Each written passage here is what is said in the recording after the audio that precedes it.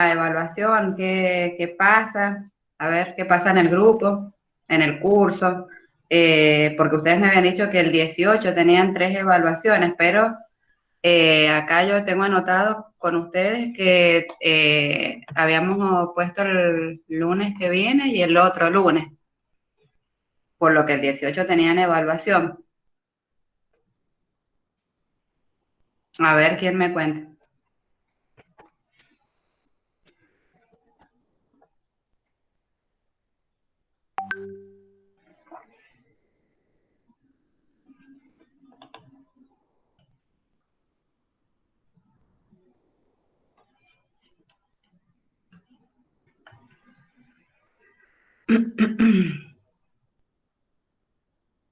Chicos, ¿quién va a hablar de ustedes para saber cuál es la situación?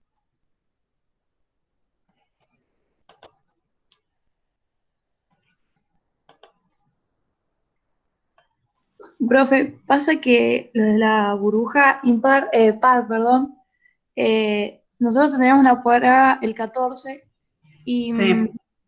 y tenemos, o sea, la semana que viene, y tenemos una semana menos que los impares que ellos tienen, pueden tener para estudiar todo, y nosotros tenemos justo esta semana, que tenemos ahora con todas pruebas, y nos siguen mandando guías, entonces Ujú. como que nosotros teníamos una semana mucho menos para estudiar todas las pruebas que los que tienen los impares, por eso le queríamos preguntar eso.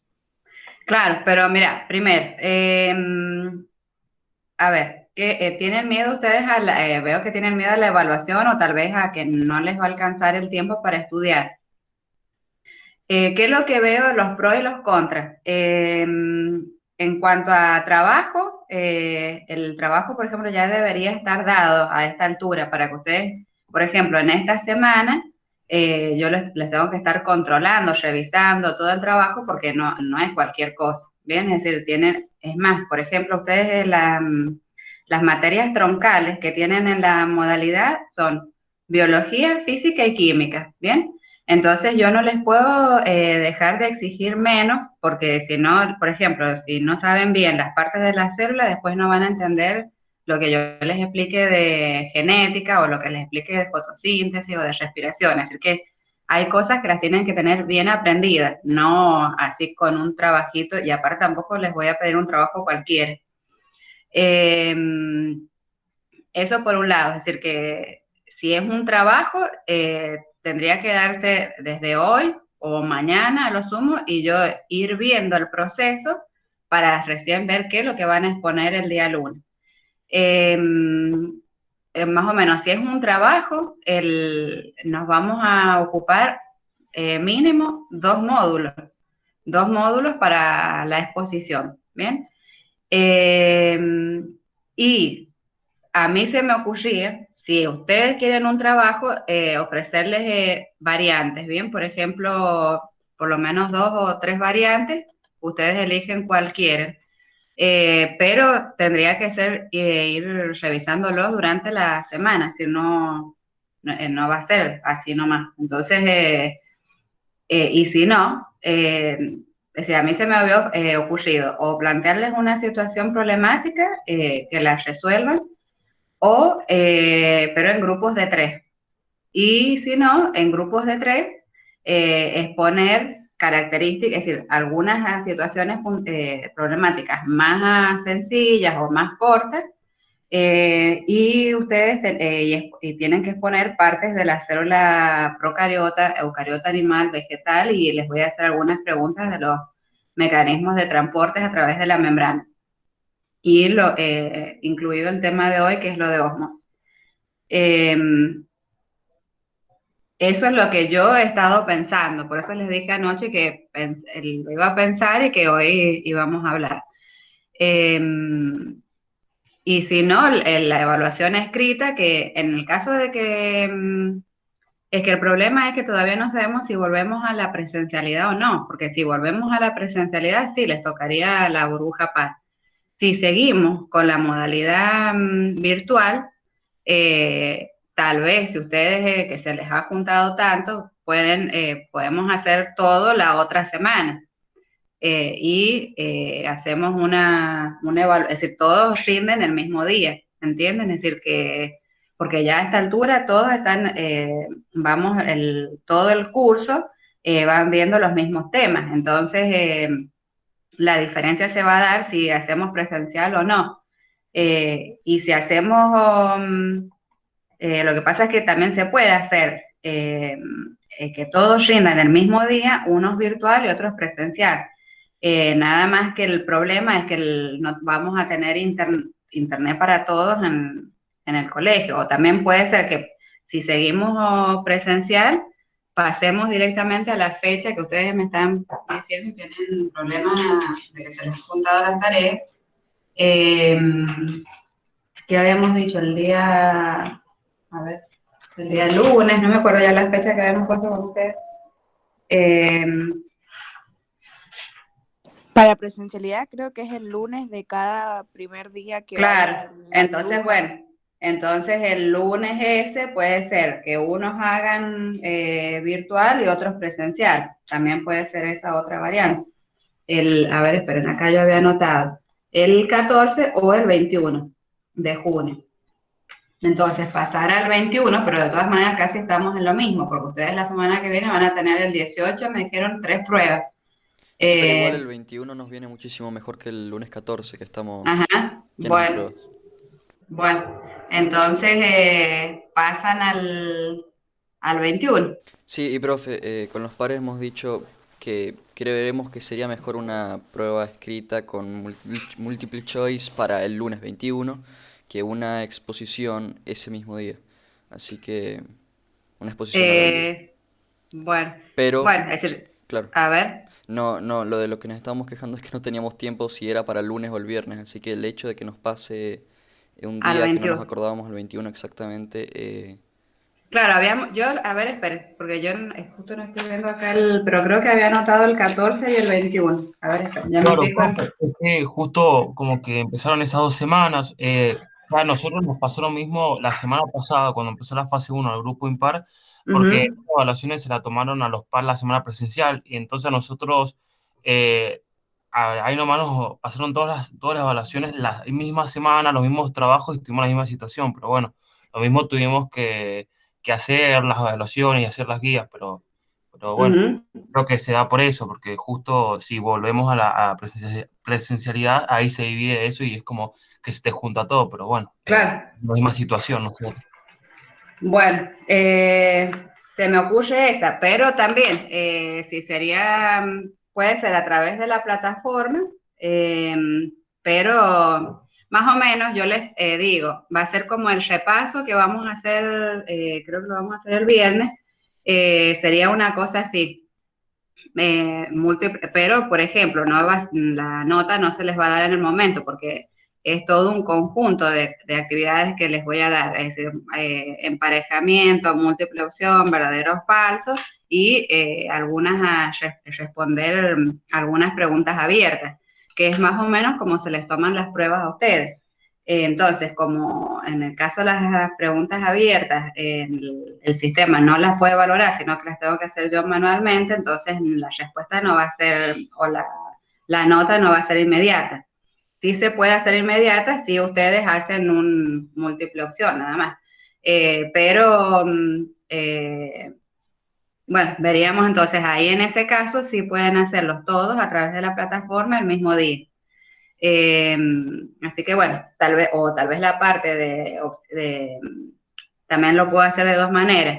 Esa parte, nosotros didácticamente le llamamos a las pruebas así de verdadero o falso, todo estructuradas, ¿bien? Pruebas estructuradas. Entonces, la prueba estructurada tal vez puede ir por la plataforma y les puedo mandar algunas preguntas en archivo Word que las hagan y las respondan y me las manden en el mismo momento. Entonces, la parte estructurada sí les van a tener la nota inmediatamente y la otra parte las termino yo de revisar con los archivos Word. Eh, Profe, sí, o sea que los pares y los impares vamos a tener el mismo día, la misma prueba. claro, a la misma hora. Sí, es decir, se habilita. eh, ¿Ustedes a qué hora tienen? A las 8:25. Se puede habilitar, por ejemplo, porque se habilita cada 1 hora. Entonces les puedo habilitar a las 9, de 9 a 10, supongamos. Entonces, 1 hora hacen las opciones estas estructuradas. Y les doy media hora más para el archivo Word, donde me responden lo que yo quiero que escriban así en Word. Bien, entonces de esa manera se puede hacer y evalúa a todos al mismo tiempo. Y la parte estructurada sí puede ir, es decir, van a tener la nota y nada más que va a ser una nota numérica. Van a tener o 9 o 10, qué sé yo, y nosotros no evaluamos así, pero eso yo después lo pondero o lo promedio con lo que hayan hecho en Word. Esa puede ser otra variante. Profe, Sí. perdón, supongamos que volvemos a la presencialidad, lo que nos tocaría creo que a los impares, nosotros lo tendríamos, digamos, una prueba física.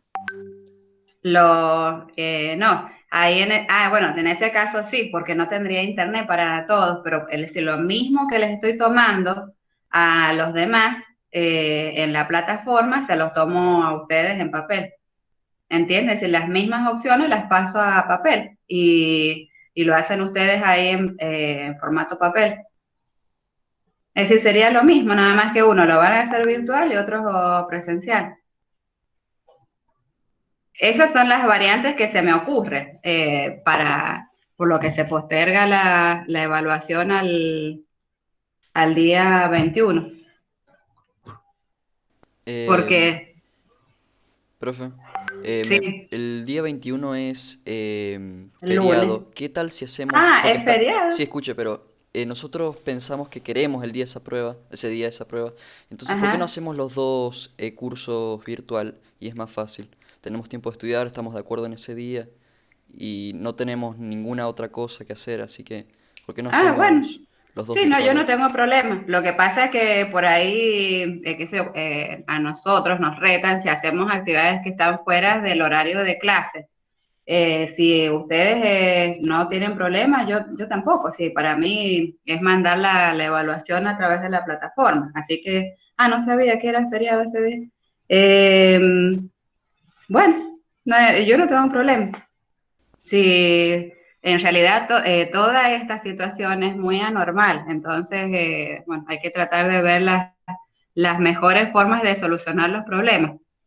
Eh, Así que bueno, también, pero siempre acuérdense que se habilita de 1 hora, entonces ustedes se tienen que apurar porque si no se les cierra y ya no pueden seguir completando nada más del formulario. Eh, pero bueno, entonces eso lo vamos bien. O Quedaría, sea, profe, que lo primero que completamos sería el cuestionario claro, del claro, campus y después hacemos las preguntas en Word que nos manda usted. claro, claro, Perfecto. claro. Sí, de todas maneras, mira, a vos no sé si a ustedes ya me imagino que les deben haber tomado, eh, les va a aparecer en la unidad 1 un archivo que dice el cuestionario, ¿bien? Ese cuestionario es el que va a ser así con opción múltiple, con verdadero o falso, todo eso. Y y después les aparece les va a aparecer un archivo Word, que es el que tienen que leer y responder. Lo que pasa es que nosotros en el colegio no, o por lo menos yo trabajo de este modo, es decir, no, si bien es importante a ustedes ejercitarlos en la cuestión de opción múltiple, porque cuando ustedes vayan a hacer los ingresos a las facultades, los ingresos son así, con múltiple opción, ¿bien? Y encima son unas múltiples opción medias tramposas, justamente están hechas así para que lean bien y sepan cuál es la opción que deben considerar. Entonces los tenemos que ir entrenando en ese sentido. Pero también tenemos, acuérdense, el objetivo de la expresión oral y escrita. Entonces nosotros también nos fijamos mucho en cómo ustedes redactan, si tiene coherencia la redacción, si tienen errores de ortografía, que hacen a lo que es la formación integral. Entonces, por eso es que irían esas otras preguntas, ¿bien? Que son preguntas relacionadas a una situación problema, ¿bien? Así que bueno, entonces quedaríamos al 21. Y la semana, entonces vamos a terminar esta semana Hoy terminaríamos la guía de célula eucariota y empezaríamos la de el movimiento del agua, la ósmosis, y el viernes el repaso. Y ya el 14 y el 18 ya podría empezar con la nueva unidad, con la unidad número 2. ¿Bien? Bueno, si vamos a la escuela, si tenemos que ir a la escuela, no, ahí les iba a hacer una práctica de laboratorio, todo depende. Si vamos a la escuela, les pensaba hacer una observación microscópica que observaran las células animales, vegetales, y donde puedan ver, por ejemplo, plasmólisis, turgencia. Si no vamos al colegio, bueno, voy a empezar con la unidad 2 directamente. Bueno, vamos a seguir con la célula. Voy a compartirles pantalla, ¿sabes? Bueno, profe. Esperen que no tomó la asistencia, a ver si están todos. Que después les tengo que informar al preceptor.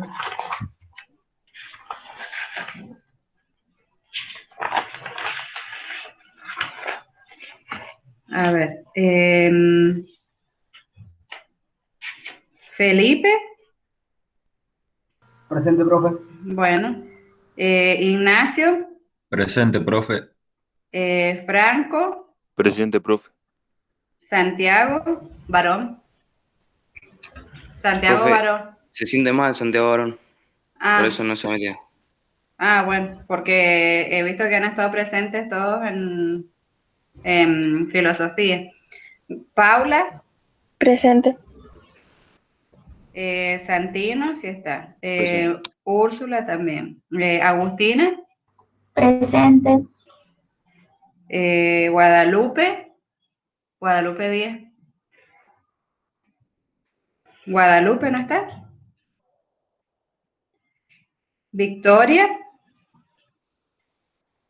Victoria Escobar. Está bien. Eliana Falcón. Presente. Josefina, sí está. Presente. Juan Gallardo. Presente. Luciana, sí, le he visto, me parece, Luciana. Sí. Creo que solo profe presente. Sí, sí. Martina, también está. Lucía. Presente. Sí. Fati, sí. Fati Madrid. Sí, acá estoy. Sí. Rosario Marmolejo. Presente, profe. Gabriel Márquez.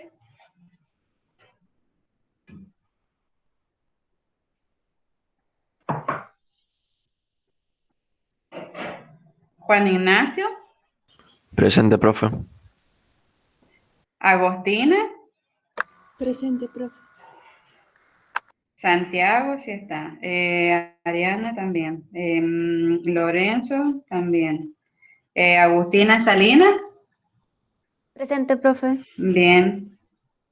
Morena también. Sebastián Saborani. Presente. Bien. Celeste Serapio. Presente, profe. Victoria Torres. Creo que también la vi. Sí, presente, profe. Sí. Y Delfina Vargas. Presente, profe. Bien. Bueno, entonces están faltando Gabriel, Guadalupe Díaz y Santiago Barón. Bueno, entonces seguimos con el tema de la célula eucariota.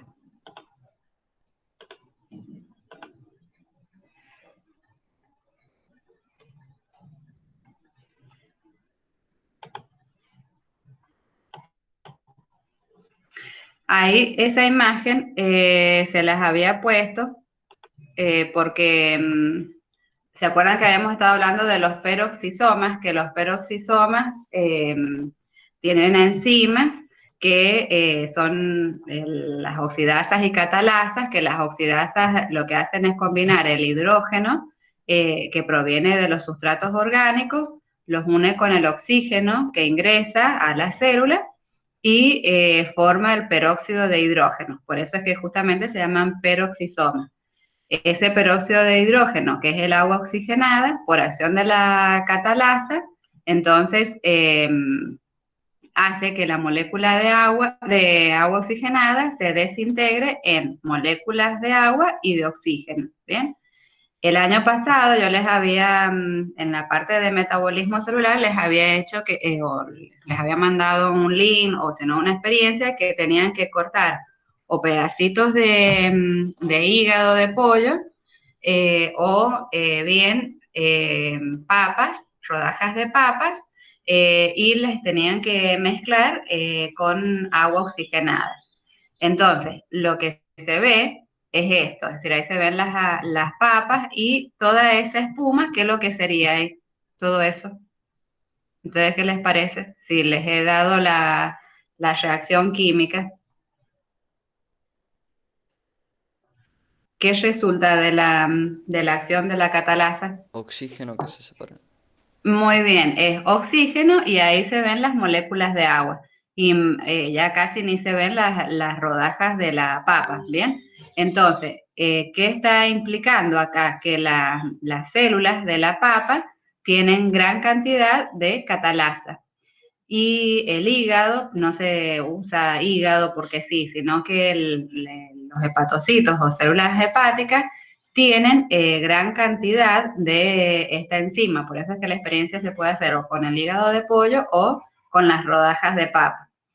Ustedes lo pueden practicar en su casa, es decir, ustedes colocan algunas rodajas y el agua oxigenada y van a obtener toda esa espuma más el agua. Bien, entonces estamos comprobando la acción de la catalasa que está contenida dentro de los peroxisomas de las células, tanto animales como vegetales. Bueno, después habíamos estado viendo todo el sistema de endomembrana. Y acá que el día bien ustedes me preguntaban el tema de las inclusiones.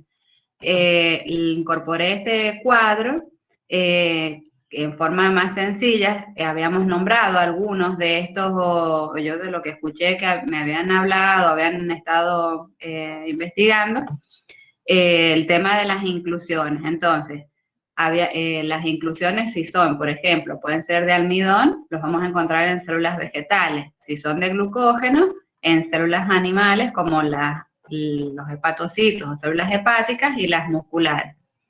Mucoproteínas, principalmente en el aparato digestivo. Bien, pueden estar esas mucoproteínas en el citoplasma de estas células. Y por lo tanto van a tener distintas funciones.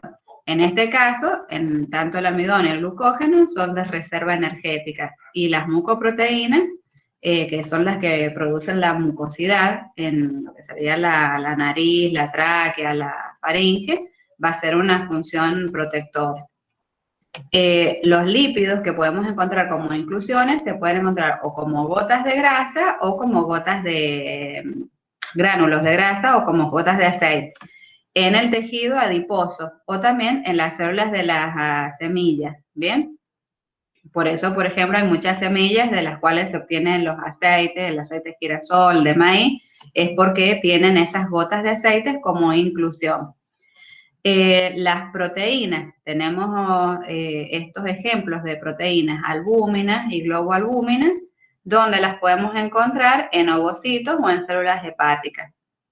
Pigmentos como la melanina, los taninos, las melaninas se van a encontrar en las células melanocitos de la piel, que son las que nos dan el color en la piel o nos dan el color en los ojos.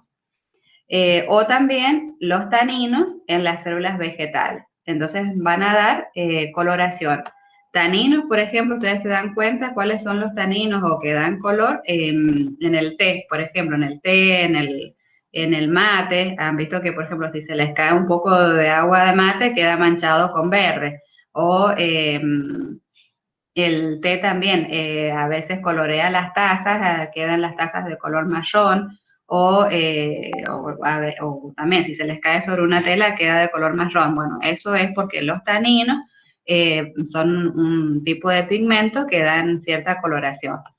Los cristales como carbonatos, oxalatos, silicatos pueden estar en células vegetales y pueden tener diversas funciones. Generalmente mucha función no tienen, suelen ser restos de sustancias minerales que suelen almacenarse y quedar en la célula. Bien, entonces es como para que tengan características de las inclusiones de una manera más sencilla, que los relacionen con las moléculas orgánicas y dónde pueden estar estas inclusiones. Bueno, habíamos hablado también la clase anterior del citoesqueleto. Habíamos dicho que hay filamentos o microtúbulos que son los más de mayor tamaño, que están formados entonces por la proteína esta tubulina, que es la reunión de miles de moléculas de tubulina, que todas estas tubulinas son proteínas terciarias o cuaternarias que se unen entre sí y forman estos tubos, ¿bien? Después, los microfilamentos que son de actina, también pueden haber microfilamentos de miosina, que también están constituidos por estas proteínas o terciarias o cuaternarias que forman estos microfilamentos que son así delgaditos. Y entre medio están los filamentos intermedios o de tamaño intermedio, que serían estos que están acá, que tienen contacto con los otros, con los microtúbulos y los microfilamentos, y que ayudan en el sostenimiento de los organoides. Estos, por ejemplo, los microtúbulos están más relacionados con, y también los microfilamentos, con movimientos dentro de la célula, o a través de ellos circulan algunas sustancias. Bien, ya lo vamos a ver ahora con un video. Bueno, ahí es un resumen entonces de los microtúbulos, cuáles son es decir, qué proteínas forman a cada uno de ellos. A los microtúbulos, las tubulinas. A los microfilamentos pueden ser actina y miosina, y los filamentos intermedios, queratina y otras proteínas. Y acá tenemos más detallada la función de cada uno de ellos. De los microtúbulos, entonces, motilidad, organización y mantener la forma de la célula y el movimiento de los cromosomas. En el caso de los filamentos intermedios, también es soporte estructural, mantener la forma de la célula, que sería la misma función que lámina nuclear. La lámina nuclear está por dentro de la membrana nuclear y ayuda también en el sostenimiento de algunos organoides del citoplasma. Reforzar axones y fibras musculares en movimiento o en registro. Los microfilamentos, contracción muscular, movimiento ameboide, locomoción celular, es decir, que se pueda llegar a desplazar la célula, corriente citoplasmática, es decir, que pueden haber pequeños movimientos en el citoplasma de la célula, citocinesis, que es cuando la célula se divide, y mantener la forma al igual que los filamentos intermedios y los microtúbulos. Después, algunos problemas que produce entonces cuando hay anomalías en el tema de los filamentos, ya sea filamentos intermedios o microtúbulos, la esclerosis lateral amiotrófica, habíamos dicho del científico Steve Hawking, que se da porque los filamentos intermedios son pocos, o no se producen una cantidad considerable en las neuronas motoras. Entonces, al estar afectadas las neuronas motoras, todas estas neuronas, que son las que van a controlar el movimiento de los músculos, van a hacer que estos músculos ya no se muevan de manera adecuada, y es por eso que se produce la pérdida progresiva de todos los movimientos musculares. el mal de Alzheimer o el síndrome de Alzheimer, que es también una acumulación de filamentos intermedios y microtúbulos rotos dentro de las neuronas. Entonces eso va a hacer que no se puedan transmitir bien las señales eléctricas o los impulsos nerviosos y provoca efectos dañinos sobre la memoria. La epidermiólisis bulosa, que esta se da, o cómo se ve en las personas, son personas que tienen la piel permanentemente con llagas, lastimada. Es más, por ejemplo, hay a veces que se ponen la ropa y a veces la ropa se le queda pegada, se les forman ampollas y úlceras. Y es porque no tienen filamentos de queratina, intermedios de queratinas en las células. Entonces, las células son muy, podríamos decir, muy débiles y se están rompiendo en forma permanente. Es una enfermedad muy fea porque la persona realmente cada vez que se cambia la ropa, que se baña, es un dolor grandísimo porque le quedan todas las terminaciones nerviosas a flor de piel, es decir, a veces en contacto con el aire. Entonces, esto es por rotura de filamentos intermedios, es decir, por problemas de queratina, ¿bien? De la queratina en estos filamentos intermedios. Profe, ¿puede ser que esa enfermedad se conozca también como otro nombre, como algo como piel de cristal o algo así? Sí, sí, es llamada también piel de cristal, sí, es horrible esa enfermedad. Es una enfermedad genética, porque a su vez el hecho de que no produzcas queratina, que es una proteína, se da porque no tienen el gen, o el gen es defectuoso para producir esa proteína. Es más, por ejemplo, mantener así porque se imaginan, es como tener heridas en todo el organismo a la intemperie. Entonces, cuesta mucho colocarle, por ejemplo, los apósitos, tienen que vivir, es como vivir vendados, bien, están llenos de vendas y las vendas tienen una cierta cantidad de antibióticos para que no se les posen las bacterias o gran cantidad de bacterias porque se pueden morir por una infección general, es decir, es una enfermedad horrible realmente. Yo conocía una historia, digamos, o una chica que sigue viva que tenía esa enfermedad, por eso le preguntaba, que siempre tenía todo lo que es las extremidades superiores vendadas, digamos, y tenía creo que hasta 2 dedos cortados por una infección. Claro, sí, es así, y miren cómo influye el hecho de tener esta parte de la queratina que forma parte del citoesqueleto funcionando adecuadamente en todas las células que hace que ustedes estén sanos. Y a estas personas en realidad no es muy común la enfermedad, pero yo sé que también cuesta muchísimo mantenerla porque, por ejemplo, los apósitos que utilizan vienen de Estados Unidos. Entonces, se imaginan, con el tema del dólar, es carísimo mantener a una persona así con esta enfermedad, porque no usan un apósito, usan muchísimos apósitos por día y por mes, entonces, y aparte el dolor. Porque se pierden, cada vez que se lastiman, pierden la epidermis, es decir, todo el tejido epitelial. Entonces queda el tejido conectivo expuesto y el tejido conectivo es el que tiene los vasos sanguíneos y los nervios. Entonces queda todo eso expuesto al aire y es, además de súper doloroso, muy peligroso. Por eso es que le deben haber cortado los dedos porque se le deben haber provocado infecciones. Entonces, están muy expuestos a tener infecciones todo el tiempo. Además de que les duele todo, es decir, se sientan y les duele, es decir, es muy, muy feo. Bueno,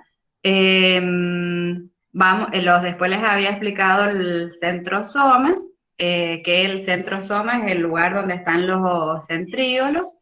Los centríolos habíamos dicho que son 2 órganos organoides tubulares que se disponen en forma perpendicular y a su vez cada uno de ellos está formado por la reunión de muchas proteínas. Esas proteínas también son globulares que se llaman tubulinas, y estas tubulinas todas se reúnen entre sí para formar el cilindro. Y ese cilindro, si lo vemos así como más a lo lejos, una vista tal vez un poquito más macroscópica, no tan microscópica, se ven organizados en conjunto de 3 microtúbulos. Si hacemos un corte transversal al centríolo, se verían así los 3 microtúbulos dispuestos en ese orden. Bien, entonces esos conjuntos de 3 microtúbulos forman el tubo más grande o el cilindro más grande. Bien. Después les había explicado que cuando la célula se está por dividir, van a quedar enlazados los centríolos a través de los hilos del uso acromático, que estos hilos son los que sostienen a los cromosomas, ¿bien? Los van a jalar o van a permitir su movimiento en el momento de la mitosis o de la meiosis, ¿bien? Ya sea de acuerdo al tipo de célula, cuál sea su reproducción celular. Bueno, y esto creo que ya no se los había explicado, que eran los flagelos y las cilias. Los flagelos y las cilias en las células eucariotas también están formados por túbulos, ¿bien? Nada más que en el caso de los flagelos, bueno, en el caso de flagelos y cilias que tienen la misma estructura, están formados además de por tubos así, microtúbulos laterales, también tienen 2 microtúbulos en el centro. ¿Bien? Y es un conjunto de microtúbulos que están recubiertos por parte de la membrana. Acuérdense que los flagelos salen por fuera del citoplasma o de la membrana, entonces son prolongaciones de la célula, que en algunos casos los flagelos sirven para movilizarse principalmente, y las cilias también se mueven, pero ya les voy a explicar en qué casos vamos a encontrar, en qué células cilias y en qué casos flagelos. Pero lo que tienen que saber entonces también es un conjunto de microtúbulos que se unen, pero en este caso son de a 2, ¿ven? Están de a 2 microtúbulos, 2, 2, 2 así, y en el centro tenemos otros 2. Y estos nacen o surgen de un corpúsculo basal, que el corpúsculo basal también está formado por microtúbulos, pero a diferencia de estas, no tiene en el centro ninguno. Ven que acá, si hacemos el corte en el flagelo, sí tiene 2 microtúbulos, este no, en el centro es hueco, ahí no tiene microtúbulos. Entonces, se cree que estos corpúsculos basales dan origen a estas prolongaciones, ya sean a los flagelos o a las cilias. Entonces, acá yo les había puesto unas imágenes donde podemos ver o donde vamos a encontrar las cilias. Las cilias o cilios se encuentran en el aparato respiratorio, en todo lo que es el epitelio respiratorio. Por ejemplo, acá tenemos unas células glandulares, bien, que producen mucosidad, y algunas células ciliadas que tienen en la parte apical estas cilias. ¿Qué es lo que hacen estas cilias? Se mueven. ¿Y para qué se mueven? Tienen como una función de escoba, como que van barriendo. Es cuando, por ejemplo, ustedes han estado en un lugar muy contaminado o el aire ha estado muy contaminado y han ingresado, por ejemplo, partículas de polvo o de hollín o qué sé yo, hay viento sonda, entonces ha ingresado mucha tierra al aparato respiratorio. Entonces, estas cilias empiezan a barrer, bien, barren todo lo que ha ingresado al aparato respiratorio, porque es nocivo para el organismo. Entonces, una vez que han barrido una cierta cantidad, lo van llevando, supongamos que ha llegado a la tráquea, lo barren para que llegue a la zona de la faringe o de la laringe. Y ahí es cuando uno empieza a tener tos o estornudo, ¿bien? La tos y el estornudo son 2 actos reflejos que tiene el organismo para sacar toda esa suciedad que ha ingresado, ¿bien? Entonces, ese es el modo que tienen, es decir, ellas barren y después siguen estos otros 2 mecanismos para sacar toda la suciedad del aparato respiratorio. Entonces, por ejemplo, que hay personas que por ahí tratan de no estornudar o como que se guardan el estornudo. El estornudo en realidad es necesario porque de esa manera nos sacamos las cosas que no son útiles o que son en realidad basura para el aparato respiratorio.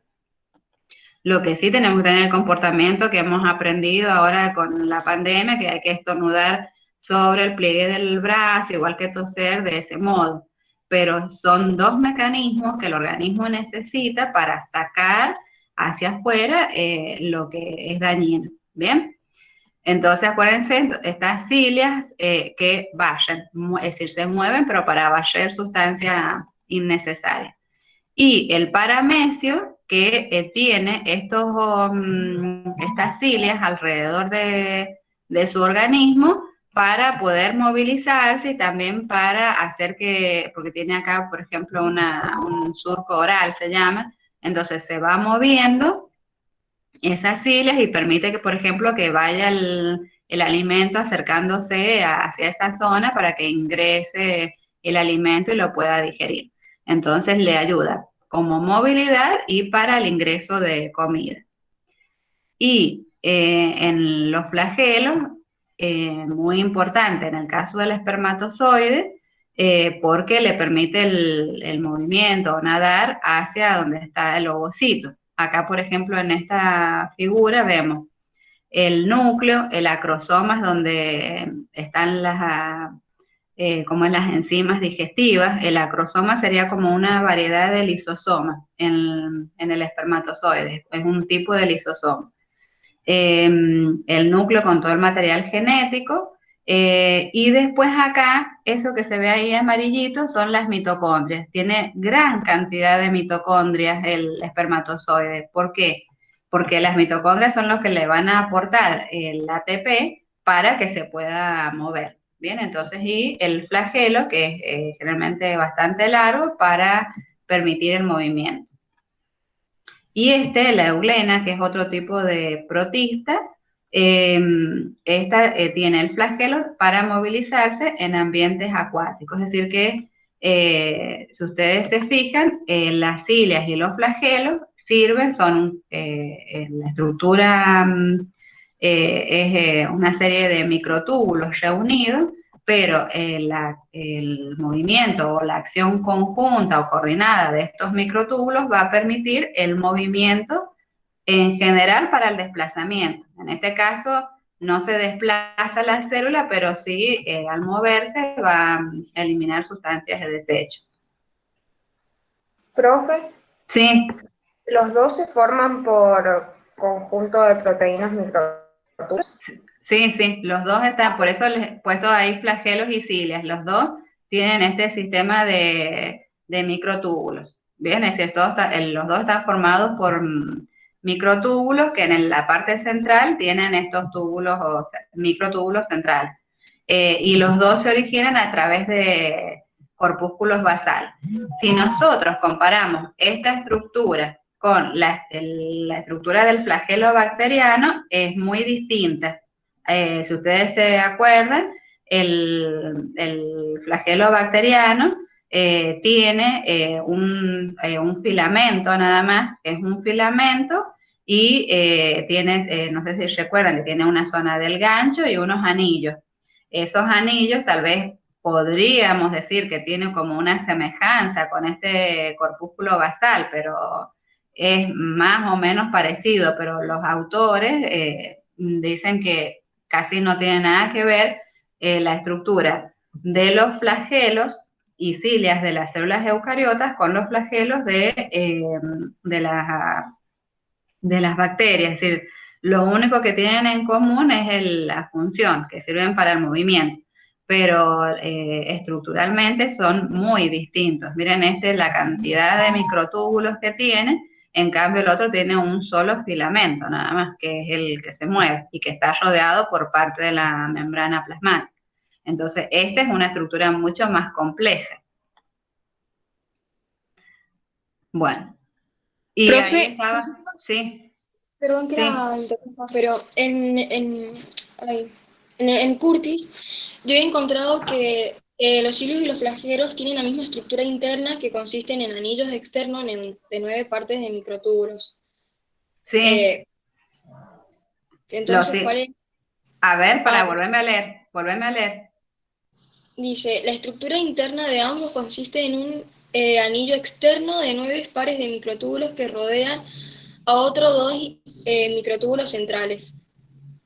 Por eso, mirá, es esto. Mira, tenés 1, 2, 3, 4, 5, 6, 7, 8, 9. 9 pares de microtúbulos que rodean a 2 centrales. Claro, o sea que ambos tienen la misma estructura interna, por dentro Claro. ambos son iguales. Lo que se diferencian en lo que usted acaba de decir de que, bueno, uno tiene un solo flagelo. No, pero a ver, espérate, a ver, yo recién estaba comparando el flagelo de la procariota con la eucariota. ¿Y vos qué es lo que estás comparando? Perdón, profe. Perdón, pensé que estaba hablando de los cilios, perdón. Mala mía. No, pero en realidad, mira, la estructura de flagelos y cilios es lo que vos acabas de decir, ¿bien? Cómo están conformados los microtúbulos con estos periféricos que rodean a estos centrales, ¿bien? Pero es la estructura que se da en flagelos y cilios. Y lo que yo estaba comparando era esta estructura con la estructura del flagelo de la procariota, que Bien. el flagelo de la procariota es muy sencillo, que les dije que recordaran que tiene un filamento, un gancho y una parte basal, nada más. Bueno, bien, perdón. eso está bien. Eso era lo que estaba diciendo.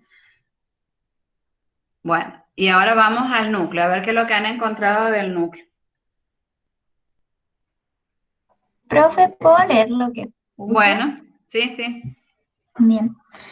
Encontré que el núcleo es una estructura grande, frecuentemente esférico u ovoide, compuesto por 3 partes principales: la envoltura nuclear, la cromatina y el nucleolo. La envoltura nuclear o carioteca cumple la función de aislar la región nuclear del resto de la célula.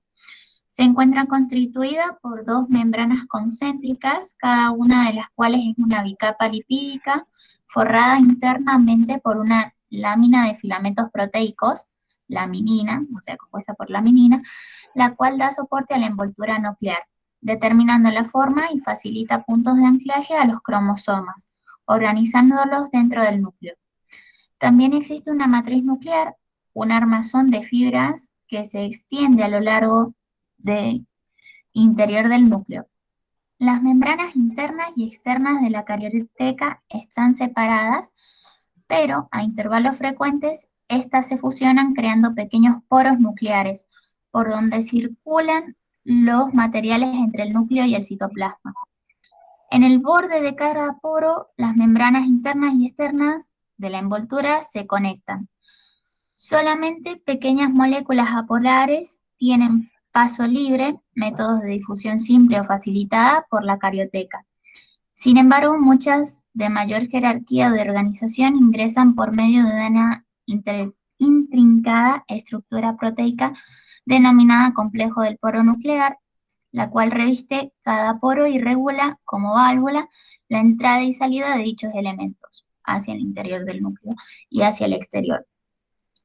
La membrana más externa de la carioteca se comunica con las membranas del retículo endoplasmático y puede tener ribosomas adheridos a la superficie que está en contacto con el citosol. En las células eucariotas el material genético es lineal y está fuertemente unido a proteínas especiales llamadas histonas, formando concatenaciones llamadas cromosomas, estructuras que contienen la información genética de la especie. Estos últimos se encuentran en el núcleo y se ven como una maraña de hilos delgados llamada cromatina. Cuando la célula se divide, la cromatina se condensa y los cromosomas se visualizan como entidades independientes. Cada especie tiene un número característico de cromosomas. El conjunto de características morfológicas de estos dentro de una célula constituye su cariotipo. Y también dentro del núcleo se encuentran los nucleolos, regiones densas y oscuras. Típicamente hay 2 nucleolos por núcleos y los nucleolos son el sitio en el que se constituyen las subunidades que constituyen los ribosomas. aparece como un conjunto de delicados gránulos de fibras diminutas. Este conjunto está constituido por filamentos de cromatina, ARN ribosomático, que está siendo sintetizado, y partículas de ribosomas inmaduros. Los nucleolos pueden variar en tamaño en relación con la actividad sintetizante de la célula. Y finalmente, el nucleoplasma o cariolinfa es la solución acuosa que envuelve a la cromatina, a los nucleolos y varios tipos de enzimas. Está muy bien, está muy completo. Les explico más o menos así lo que ha estado diciendo. ¿Es Agustina? ¿Has estado hablando? Sí. Sí, bien. Bueno, miren, ella ha estado describiendo entonces lo que es la delimitación del núcleo, que es la membrana nuclear, y justamente esto es lo que divide o diferencia una célula procariota y eucariota. Bien, la procariota que no tiene membrana nuclear y la eucariota que sí. Esa membrana es doble, es decir, son dos membranas en realidad, ¿bien? Que esas dos membranas, a su vez, entre ellas hay como un pequeño espacio que se llama espacio perinuclear.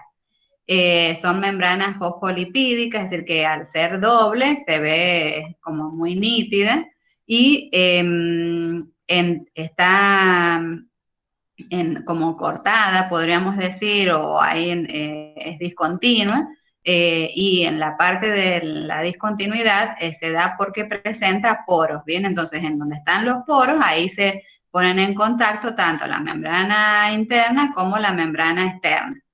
Estos poros van a permitir la entrada y salida o la comunicación entre el núcleo y el citoplasma. Por ejemplo, cuando se forma ARN, que el ARN se forma acá en el núcleo, el ARN va a salir a través de este poro hacia el citoplasma, ¿bien? O si, por ejemplo, el núcleo necesita glúcidos para formar nucleótidos, y bueno, esos glúcidos van a pasar desde el citoplasma hacia el núcleo para formar después parte de esos nucleótidos. Es decir que estos poros van a permitir un constante intercambio. También hay, en relación a la membrana nuclear, hay una parte que se llama lámina nuclear, que está formada por microtúbulos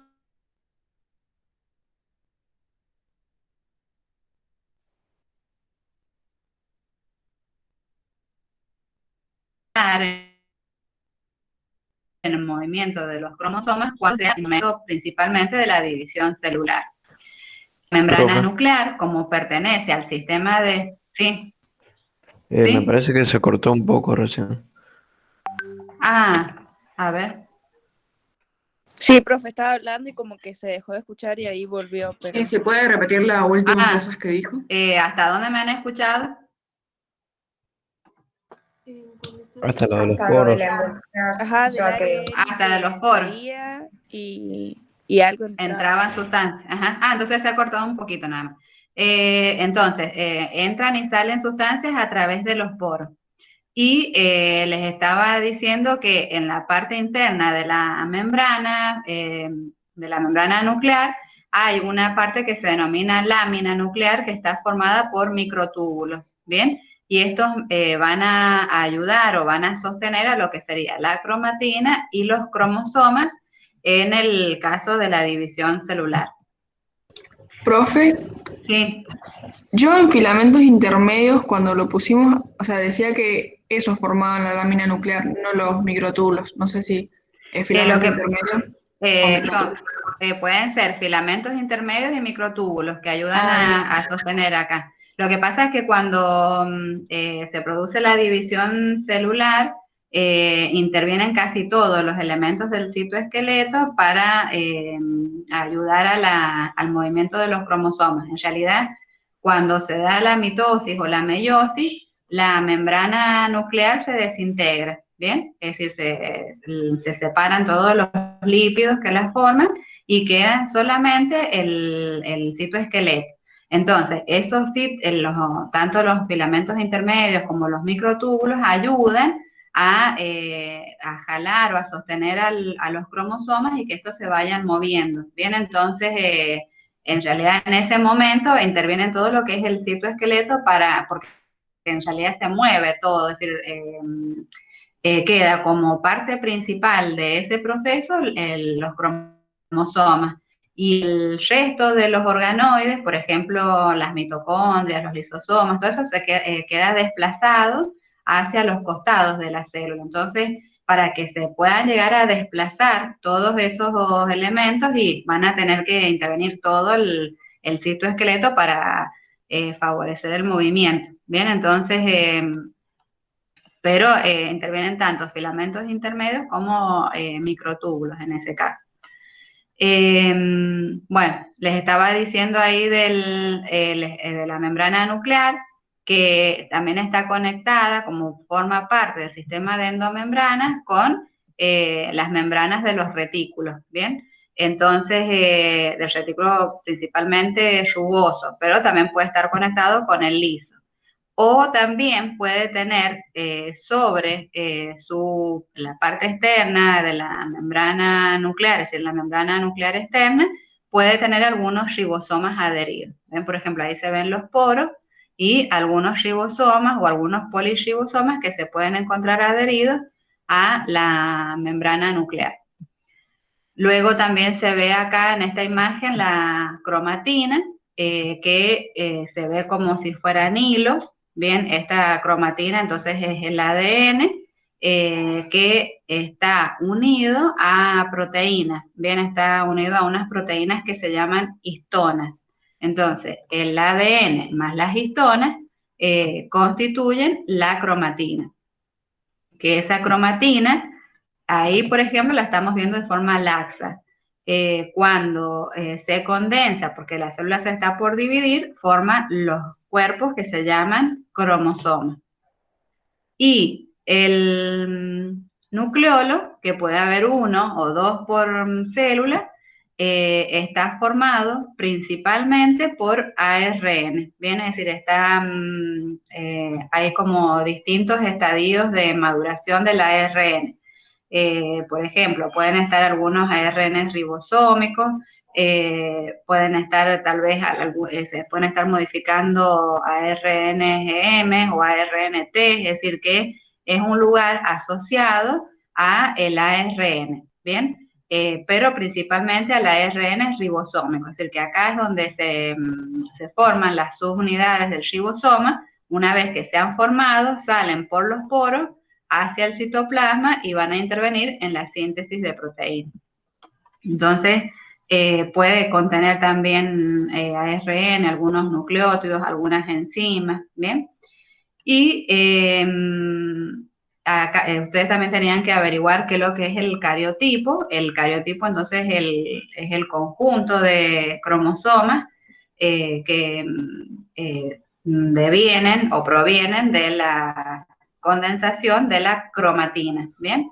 Entonces, acá en la especie humana vamos a encontrar 23 pares.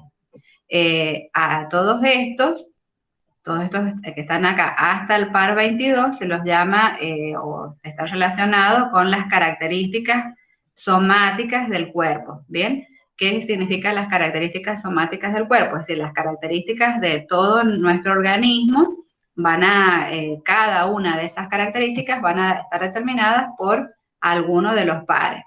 En cambio, este es el par, el 23 es el par sexual, que es el que va a determinar las características particulares de cada individuo en cuanto al sexo. Entonces van a determinar las características ya sean o femeninas o masculinas. Por ejemplo, en este caso, XY pertenece a un varón, entonces van a determinar características masculinas, como por ejemplo, que sea la altura, es decir, la altura, el tema de la voz, y bueno, todas las características masculinas van a estar determinadas en estos cromosomas. En el caso de la mujer, son 2 cromosomas sexuales X. Bien, entonces a este se le llama el par sexual de cromosomas y los otros son los cromosomas somáticos. Bien. Esto ya lo vamos a ver en una forma más específica cuando veamos mitosis y meiosis. Ahí vamos a ver los tipos de cromosomas, porque por ejemplo, ustedes si comparan la forma de este cromosoma, no es igual a esa forma, ¿bien? Entonces, de acuerdo a donde tienen el centrómero, que es eso, es como se llaman los cromosomas, se llaman metacéntrico, submetacéntrico, alocéntrico, bueno, toda esa clasificación la vamos a ver recién cuando veamos mitosis y meiosis, que ahí es donde se necesita que sepan esa clasificación. Pero por ahora saber que el cariotipo entonces sería el conjunto de los cromosomas que constituyen a cada especie. En la especie humana, 23 pares, y en otras especies hay, qué sé yo, tienen 8 cromosomas o 4 pares, es decir, que todo depende de la especie. Hay algunos que tienen más, otros menos cromosomas. Bueno, pared celular. A ver, pared celular. O quieren que hagamos un recreo, no sé, son las 9:30, 9:35. Profe, creo que un recreo nos vendría bien para... Bueno, Sí, bueno, profe. Sí, por bueno, hacemos un recreo, son las 35, a las 45, ¿les parece? Sí, No es- bueno, profe. Bueno, profe. Bueno.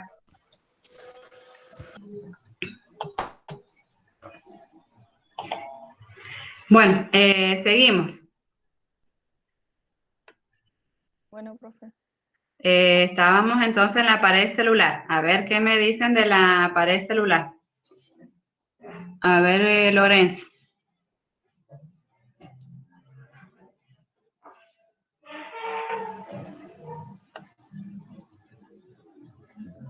No está. A ver, Celeste. Celeste Serapio. No soy profe, sí estoy. Bueno. Bueno. Estoy buscando el archivo. Bueno. Bueno, mientras él busca el archivo, les voy comentando que he leído en el diario que capaz que adelantan las vacaciones, capaz que van a ser todo el mes de julio por el tema este de la pandemia. Así que si es todo el mes de julio, empezaríamos en agosto recién las clases. Por eso que, bueno, si hacemos la evaluación en un solo día, y empezamos ya con la unidad 2 sería mejor, porque si no, se imagina, vamos a empezar la unidad 2, no la vamos a terminar porque vamos a hacer el inicio y la terminaríamos a la unidad 2 entre agosto y septiembre, y después entre septiembre y octubre la unidad 3, es decir, quedaría más o menos eso para la unidad 3, que la unidad 3, unidad 2 es las etapas de la nutrición, fotosíntesis y respiración celular. Y la unidad 3 es mitosis, meiosis y genética. Así que, bueno, por eso estaría bueno que si se pudiera hacer la evaluación en un solo día sería mejor. Bueno, vamos a ver, Lorenzo, ¿qué es lo que...? Bien, dentro de la célula vegetal podemos encontrar una capa resistente y rígida que soporta las fuerzas osmóticas y el crecimiento de la célula. Esta capa se conoce como la pared celular. La pared se encuentra por fuera de la membrana y es construida por la célula. Cuando una célula vegetal se divide, se forma una capa delgada de material aglutinante entre las dos células nuevas. Esta constituirá la laminilla media. Está formada por pectinas, los compuestos que constituyen el gel de las gelatinas, y por otros polisacáridos. La laminilla media mantiene juntas las células contiguas. Luego, cada célula vegetal construye su pared celular primaria a cada lado de la laminilla media. La pared primaria contiene principalmente moléculas de celulosa asociadas a enlaces de microfibrillas dispuestas en una matriz de polímeros viscosos.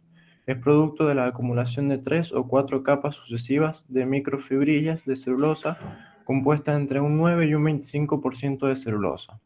Usualmente mide entre 100 y 200 nanómetros de espesor. En las plantas, el crecimiento tiene lugar fundamentalmente por alargamiento celular.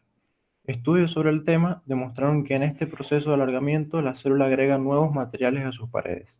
Sin embargo, no crece igual en todas las direcciones. La forma final de una célula está determinada por la estructura de su pared celular. A medida que la célula madura, puede constituirse una pared secundaria. que es una capa adyacente a la membrana plasmática, aunque no existen todos los tipos de pared celular. Se forma una vez que se ha detenido el crecimiento celular y se relaciona con la especialización de cada tipo celular. A diferencia de la membrana primaria, contiene una alta proporción de celulosa, además de lignina o suberina, que sirven para reforzarla. No es deformable y no permite el crecimiento de las células. En estas células, el material que en principio estaba vivo a menudo muere, dejando solamente la pared externa como una obra arquitectónica de la célula. Las paredes celulares que contienen celulosa también se encuentran en muchas algas. Los hongos y los procariotas también tienen paredes celulares, pero usualmente no contienen celulosa. Las paredes celulares procariotas contienen polisacáridos y polímeros complejos conocidos como peptidoglicanos formados a partir de aminoácidos y azúcares. Dentro de la pared celular de las células vegetales también podemos encontrar unos pequeños espacios que se conocen como plasmodesmos. Estos son canales que atraviesan las paredes celulares, permitiendo una conexión citoplasmática entre células contiguas. La estructura más prominente en muchas células vegetales es una vacuola grande llena con una solución de sales y otras sustancias. Está muy bien, está muy completo. Yo les voy a hacer como una cuestión más resumida de la pared celular. De acuerdo a lo que vos has estado leyendo, vos has estado nombrando la lámina media, bien, y la pared celular primaria. En esta imagen vemos ahí lo que es por ejemplo, las células vegetales, bien, las células vegetales una al lado de la otra, y esta lámina media es lo que sería el espacio o lo que divide a una pared celular de su vecina, ¿bien? Entonces es lo que está ahí como con negrito. Y ahí se ven, por ejemplo, esos cortes que se ven ahí entre las paredes celulares serían los plasmodesmos que vos has estado nombrando. Entonces, de acuerdo a las funciones que tiene esa célula y al tejido que constituye, va a hacer que la célula forme o una pared celular primaria o una pared celular primaria y secundaria, ¿bien? Generalmente, la mayoría de los tejidos están constituidos por células que tienen pared celular primaria. ¿Cómo está formada la pared celular primaria? Principalmente por celulosa, microfibras de celulosa. La celulosa, acuérdense que está formada por la unión de miles de moléculas de glucosa. Bien, es decir, que cada uno de esos puntitos que se ven ahí, o como pelotitas que se ven ahí, esas son moléculas de glucosa. Entonces está formada por muchas moléculas de glucosa unidas entre sí, por uniones, en realidad se llaman uniones glucosídicas beta. Tiene hemicelulosa y lignina. Bien, esa sería la estructura básica de una pared celular primaria. Y esta pared celular primaria le ayuda a la célula a mantener su forma, a mantener la turgencia, a su vez, además de mantener la forma, darle forma al órgano vegetal, es decir, al tallo, a la hoja, a la flor, es decir, darle una cierta forma y rigidez. Es más, la pared celular actúa como límite, por ejemplo, si la membrana o la célula, por ejemplo, ha incorporado gran cantidad de agua, no se va a romper la célula o no va a explotar porque la pared celular está actuando como un límite ahí. Bien, entonces es importante este límite que ejerce la pared celular. Y algunos tejidos vegetales, además de tener pared primaria, suelen seguir incorporando o adosándose más a celulosa y forman la pared celular secundaria. Cuando forman, ya sea la pared celular secundaria y hay otras que forman pared celular terciaria, el contenido, es decir, el interior de la célula muere. ¿Por qué? Porque es como que queda muy aislado, muy impermeable o muy aislado del exterior. Entonces, eso provoca que esta célula que está en su interior se muera. Entonces, quedan solamente las estructuras rígidas de las paredes celulares. Pero no ocurre en todos los tejidos. En algunos tejidos, o por ejemplo, la corteza de los árboles, que ustedes han visto que es dura, de color marrón. Bueno, esa corteza de los árboles está formada por células con paredes celulares ya secundarias que están sumamente engrosadas y que ya no tienen el color verde. Es más, realmente las células que están si es de color marrón y seco, es porque el contenido de esas células ya murió. Y han quedado solamente las paredes celulares secundarias y terciarias.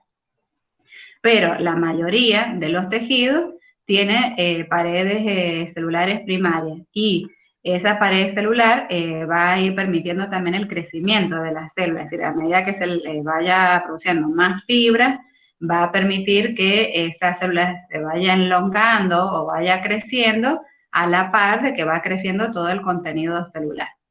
Entonces, pero en realidad permite también la entrada de sustancias a través de estos plasmodesmos, permite las comunicaciones, y algunas paredes celulares también permiten el ingreso de algunas sustancias a través de ellas, ¿bien?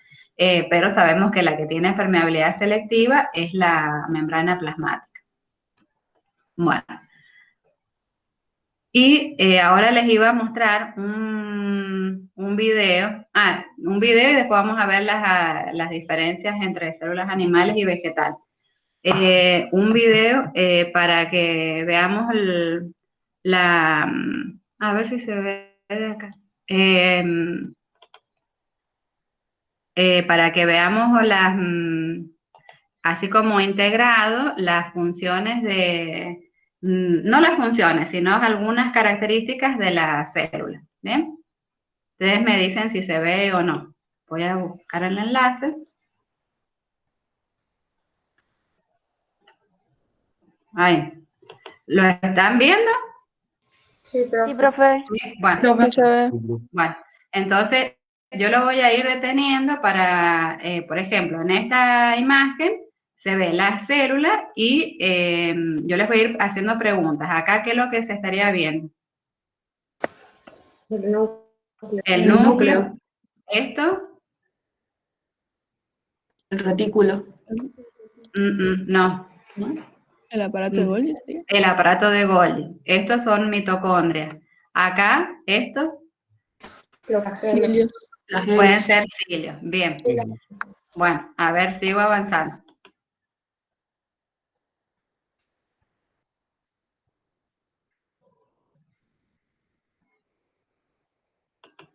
Ahí. ¿Qué es lo que estamos viendo? Los pares de cromosomas, ¿o no? Acá dice, ustedes me imagino que saben inglés. ¿Qué es lo que significaría esto? ¿Ah? ¿Gen liberado sería ese? No, library significa De genes. biblioteca. Entonces, genes. Entonces, si estamos viendo los genes, ¿qué es lo que sería esto? El ADN. Esto sería el ADN. ¿Y eso? ¿Qué es lo que les he dicho? ¿Cómo es el ADN en las células eucariotas? ¿Está asociado a qué? ¿Las histonas? Bien, son las histonas. Está asociado a proteínas llamadas histonas. Entonces ahí se están viendo las histonas y el ADN. Bien, seguimos.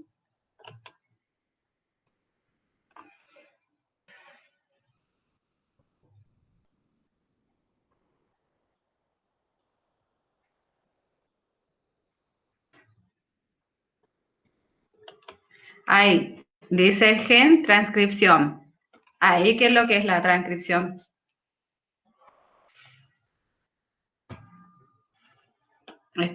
Seguimos estando en el núcleo. El proceso que fue la ARN.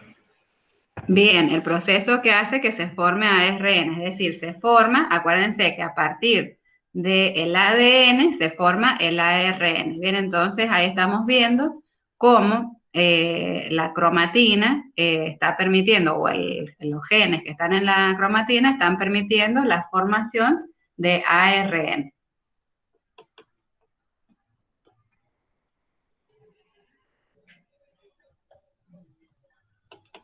Ay, ¿qué es lo que sería? ¿Qué significa esa palabra? Puerta. Ujú. Entonces, ¿cuál sería la puerta en el núcleo? Los poros. Muy bien, entonces ahí ustedes están viendo los poros, bien, que actúan como puerta entre lo que sería el citoplasma y el núcleo. Seguimos.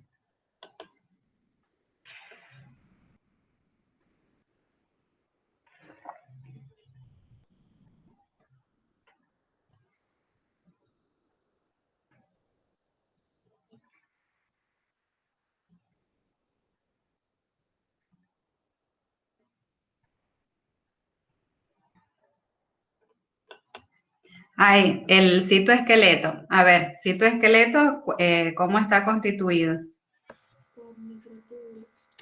Microtúbulos, ¿qué más? Por microtúbulos, filamentos filamentos intermedios y intermedios filamentos y intermedios. microfilamentos. Bien, los tres tipos de microfilamentos y los filamentos intermedios. Entonces, ahora vamos a empezar a ver algunos de ellos.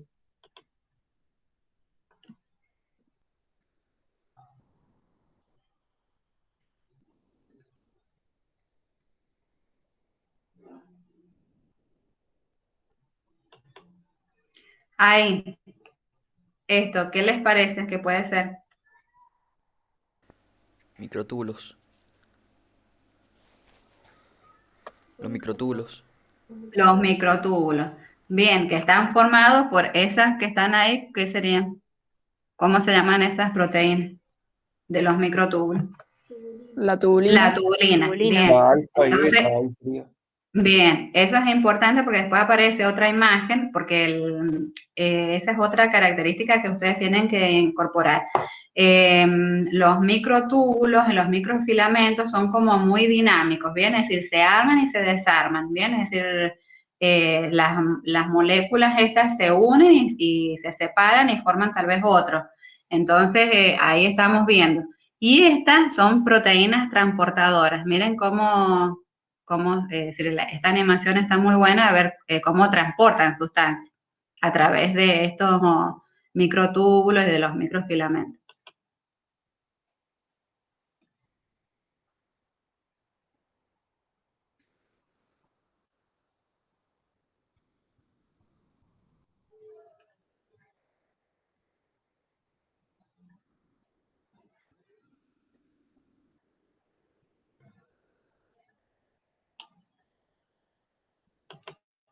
Han visto, hay movimiento en un sentido y en otro, entonces por eso es que decimos que los microtúbulos permiten el movimiento, ayudan a la forma de la célula, entonces estas son proteínas transportadoras que pueden transportar en un sentido y en otro diferentes sustancias, hasta inclusive vesículas pueden transportar.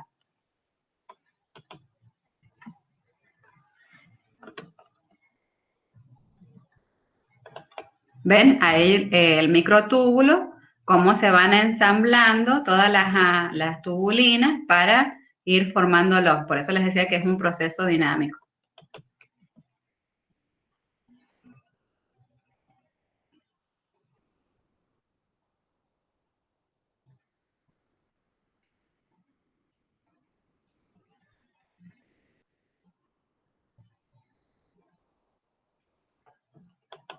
Ahí, la actina, ¿qué es lo que forma?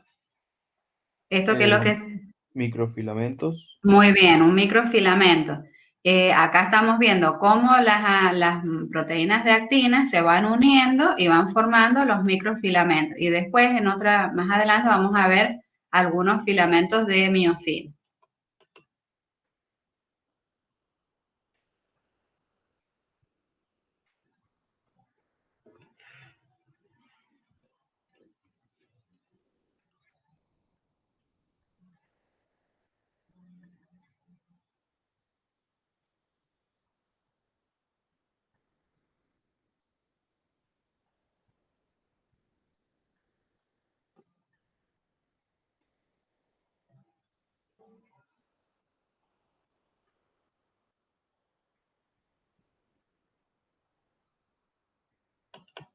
Eso es lo que sucede en el núcleo. Hay una interrelación entre la miosina que es más gruesa, y la actina, los filamentos de actina, que son más finos, y unos filamentos se desplazan unos sobre otros, y eso es lo que permite que el músculo se contraiga y se relaje. Es decir, eso pasa a nivel de la célula.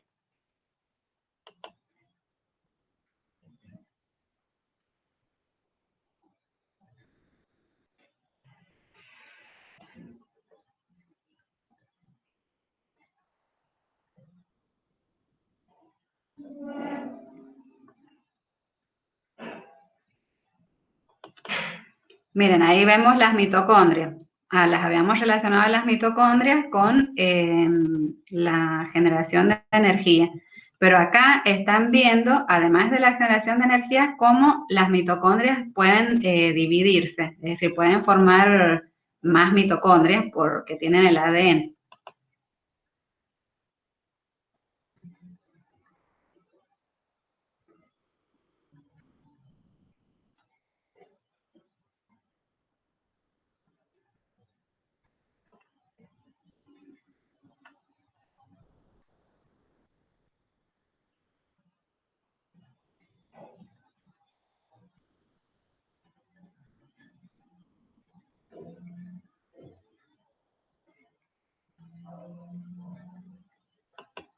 Acá, en el aparato de Golgi, ¿cómo se llama esta zona?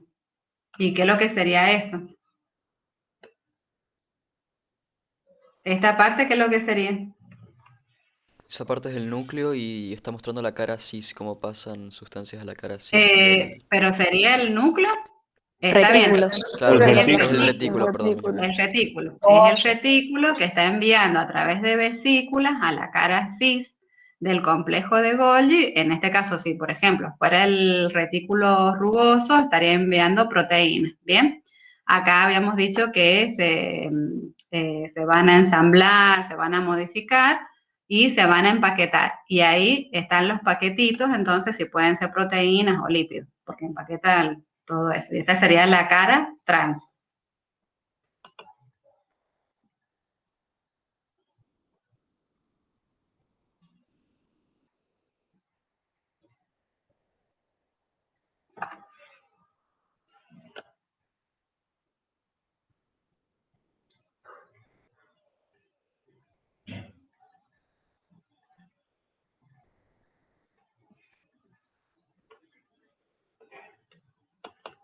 Y ahí están viendo lo que es la membrana, ¿bien? La membrana, la conexión con parte del citoesqueleto, y eso qué sería de la membrana.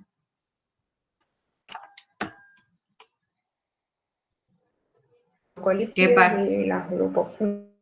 ¿Cómo? No te escucho.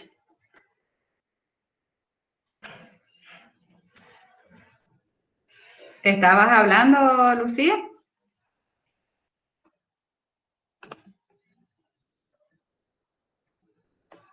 Bueno, son Creo que en la parte exterior, porque en la parte no están las glucoproteínas. Puede ser la parte externa, bien, la parte externa, pero también fíjense el movimiento, algunas proteínas canal, fíjense cómo entran y salen sustancias, miren.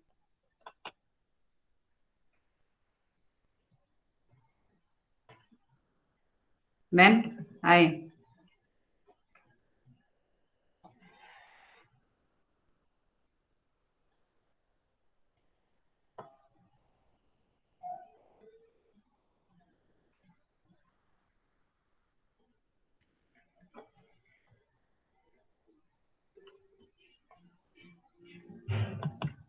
Y ahí se ve el citoplasma. ¿Esto qué es lo que sería y esto qué sería? Lo grande serían los túbulos. Microtúbulos, ¿y esto? Túbulos y los que son más o menos chiquitos serían los Microfilamentos. Miren, y todas estas son moléculas. Miren cómo se ve la actividad dentro del citoplasma, cómo se mueven todas las moléculas, la actividad. Es decir, acuérdense que en el citoplasma hay agua, proteínas, sales, glúcidos, lípidos, todo. Miren el movimiento de todas las moléculas dentro del citoplasma.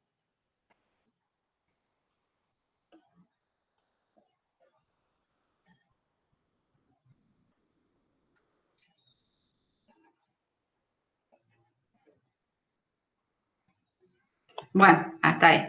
Entonces,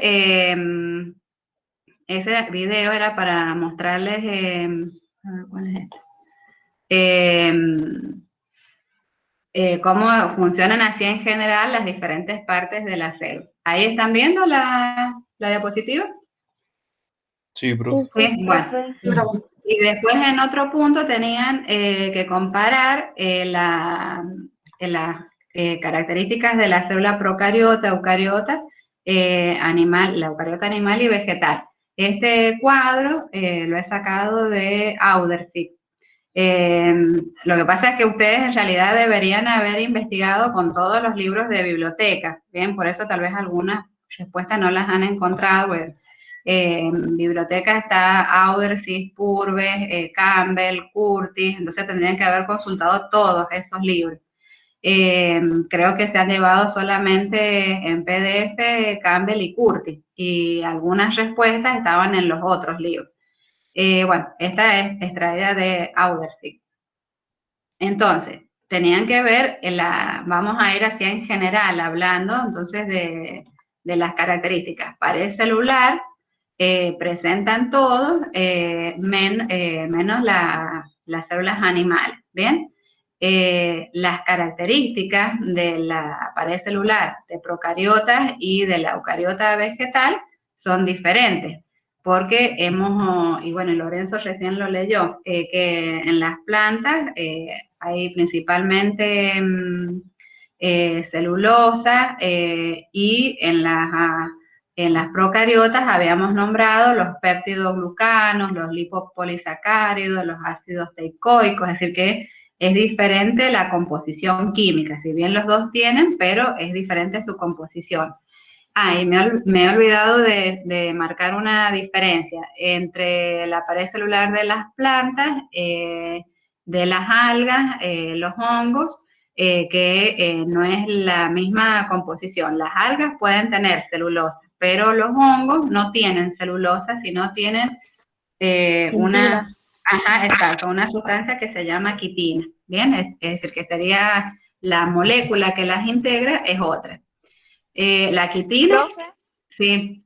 Yo en el cuadro puse, digamos, así, la procariota posee una pared celular de peptidoglucano, la eucariota no posee, y la vegetal, la animal, perdón, no posee, y la vegetal tiene pared de celulosa y las fúngicas de quitina. ¿Está bien? Sí, está bien, está bien, está bien. Y lo que les iba a decir, que la quitina es una sustancia que no solamente se encuentra en la pared celular de los hongos, sino que es lo que forma el exoesqueleto de los insectos o de los artrópodos, en realidad. Es decir, que esa sustancia también la vamos a encontrar en artrópodos. Pero está bien lo que has hecho. Membrana plasmática, todas tienen, ahí si ustedes se fijan, todos tienen, nada más que la membrana plasmática de las procariotas hay una cosa que les falta. ¿Qué es lo que les falta? ¿Qué sustancia les falta? Colesterol, ¿puede ser? Muy bien, colesterol, es decir, no tiene colesterol, en cambio en esta sí encontramos colesterol, pero las otras moléculas podríamos decir que son más o menos parecidas. Después, con respecto al material genético, en todas tenemos ADN, pero ahí hay una diferencia entre el ADN de las procariotas con el ADN de las eucariotas. ¿Cuál sería la diferencia?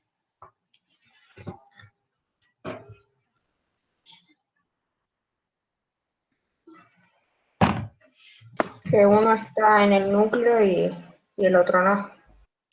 Bueno, pero miren, ahí mismo se lo está diciendo. El ADN de las procariotas es único, primero, es circular y sin proteínas, ¿bien? En cambio, el ADN de las eucariotas son muchos, ¿bien? Porque ahí hemos visto recién que la cromatina es muy abundante, entonces son muchos, forman muchos cromosomas.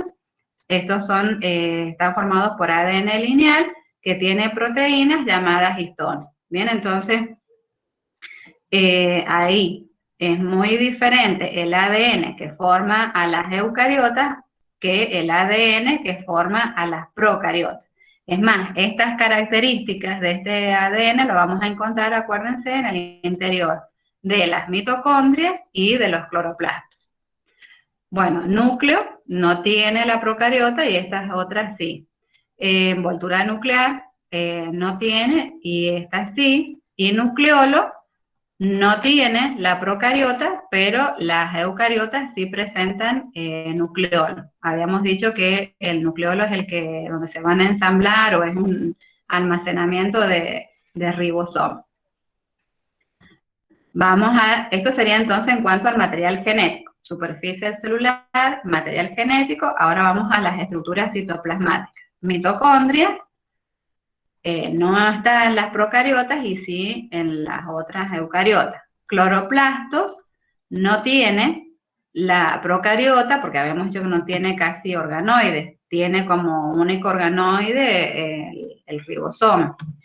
En las eucariotas vegetales sí está y en las animales no, porque no tienen una nutrición autótrofa. Ribosomas encontramos en todos, nada más que habíamos dicho que había una diferencia entre las procariotas y las eucariotas. ¿Cuál es la diferencia? El tamaño. El Las tamaño. procariotas más chicas y las eucariotas más grandes. Muy bien, el tamaño. Después, retículo endoplásmico está ausente en las procariotas y presente en las eucariotas. Aparato de Golgi, ausente y presente. Nada más que el aparato de Golgi en las eucariotas vegetales, algunos autores los llaman dictiosomas, porque como que no tiene no está formado como esas vesículas o esas bolsas concéntricas, sino que forma como bolsas así medias aisladas. Entonces, a veces en algunas células vegetales tiene una estructura algo diferente de las células eucariotas animales. Entonces, puede ser que en algunos libros la encuentren como dictiosoma. Entonces, algunos autores la consideran como una diferencia entre la eucariota animal y vegetal. Pero bueno, este autor la considera como una semejanza. Lisosomas, no las tenemos acá, pero sí en las dos eucariotas. Plástidos está ausente en la procariota y en la eucariota animal, pero presente en la eucariota vegetal. Vacuola, tampoco acá, y acá dice ausente. ¿Por qué? Porque la eucariota animal puede tener vacuolas, pero son pequeñas. Generalmente es más común en las eucariotas vegetales y que tiene gran tamaño.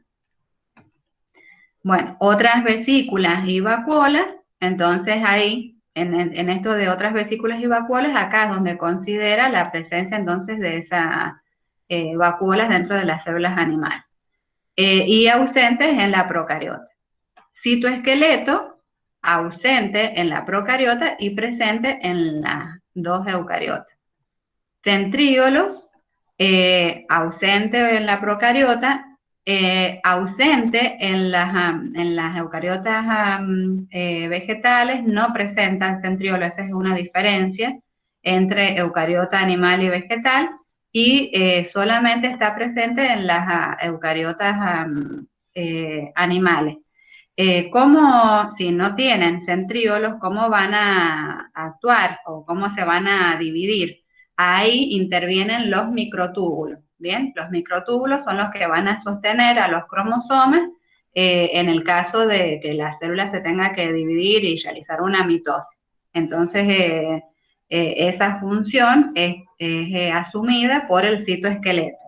Pero en las células animales, esa función es llevada a cabo por los centríolos. Cilias y flagelos está presente en las procariotas y en las animales. Y ausente, dicen casi todas las vegetales.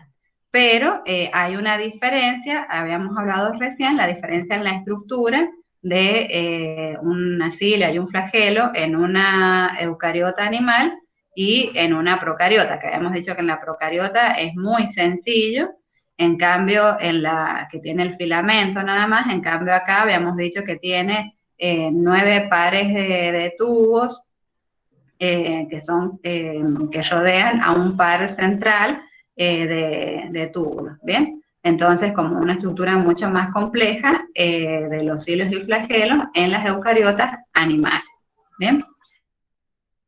Entonces, sería como para distinguir algunas diferencias y semejanzas entre células procariotas y eucariotas. Y después está el punto donde ustedes tenían que buscar las funciones de las células del páncreas, de los macrófagos y células musculares, no me acuerdo qué otra más, y bueno, y después tenían que, en base a esa función, decir cuál era la sustancia que necesita incorporar para realizar esa función. A ver qué es lo que han buscado ahí de las células. ¿Quién ha elegido células del páncreas?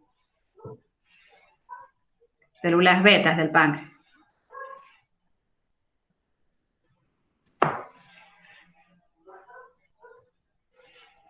No, a ver. Ya le leo lo que puse yo. Bueno. A ver.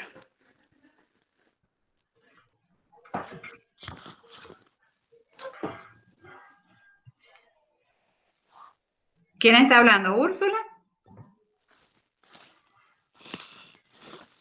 No. No, profe, no estaba hablando yo, pero si quiere leer, no sé quién va a leer. A ver, espere, profe, que se me ha cerrado el archivo. Ay. Bueno, mientras ella va abriendo el archivo, les voy explicando del páncreas. El páncreas es una glándula mixta, se le dice. ¿Por qué? Porque secreta sustancias externas e internas, o sustancias que van a ir hacia externa, ¿qué significa? Que van a ser volcadas en una cavidad. Interna es que va a ser volcada la sangre. Las que van a ir hacia una cavidad sería el jugo pancreático, bien, que produce el páncreas y va a actuar en la digestión. Y como secreción interna produce dos hormonas, la insulina y el glucagón. Bien, entonces ustedes tenían que buscar la función de las células beta de los islotes de Langerhans del páncreas. A ver, ¿ya encontró el...? Sí, acá lo bueno, tengo. a ver. A ver. Dice, la célula beta pancreática es una célula altamente especializada, localizada en el páncreas, en una estructura denominada islote de Langerhans. Sí. Estas células desempeñan un papel único en la fisiología del organismo, siendo las únicas capaces de sintetizar la hormona de insulina. Bien. Bien. ¿Nada más? No encontré mucha información. Profe, Bueno, Profe, ¿puedo leer? Bueno, mire, ahí está bien lo que ella ha descrito, es decir, que están en los islotes de Langerhans, pero yo quería que, a ver, sí, yo les voy a mostrar imágenes, pero primero quiero que ustedes piensen cuáles son las partes de la célula que van a estar más desarrolladas de acuerdo a la función, porque ahí lo que ella ha dicho es que forma insulina, ¿bien? Entonces, ahí yo les muestro la parte de la célula que va a estar más desarrollada.